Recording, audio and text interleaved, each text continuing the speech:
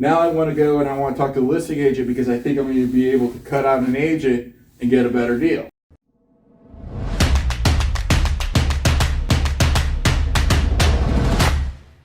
All right, so let's take a look at the way that the transaction works. So over here, we've got you are the buyer. You're going to hire the broker, and then the agent's going to work on on behalf of the broker. On the other side, there's going to be the same setup. There's going to be a broker, a seller, and an agent, like this. And so when this seller hires the agent, and again, technically they're hiring the broker, in most cases, what they're going to do is at that point, they're going to agree to pay the broker a certain amount of money. Typically, it's a percentage of the sale. And so then, when they do so, in most cases, they will also say, we're going to offer to any agent who brings in a buyer a certain amount of that compensation. Okay, so in this case, let's say that they said, I'm going to give you X percentage of the sale. It's going to go to you, Miss Broker. And when that goes to closing, if somebody's representing the agent, then there's going to be, let's call it half of X. This is what an algebra teacher must feel like. Pretty cool. Half of X. I'm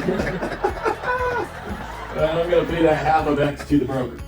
All right, and so in most cases, not all, but in most cases, that's the way that your agent's going to get paid. So you're not paying them directly. Instead, they're getting paid from their broker, who's getting paid from the broker who represents the seller, who's getting paid from the seller. Okay? But again, I don't want to say that that's the way it always works, okay? Yet that isn't a typical transaction. So that's the way that your agent will get paid. So now because of that, one of the things that I hear that I've experienced that buyers often do is they'll go to a listing and they'll find a listing, because they're searching on their phone, and they say, well, hey, here's a great listing. I'm gonna go in there and now I want to go and I want to talk to the listing agent because I think I'm going to be able to cut out an agent and get a better deal. What happens is that you're not getting a better deal because in that case, and again, this is not 100%, but every transaction I've ever been involved in has been like this.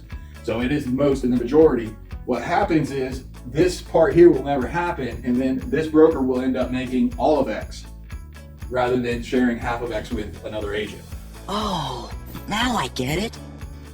Okay, so, but the buyer doesn't get any of that. Okay, so you're not saving to go to say, okay, I don't need representation. You're not saving yourself any money because in most cases, what's going to happen is that money's going to go up to here and then it's just going to stop.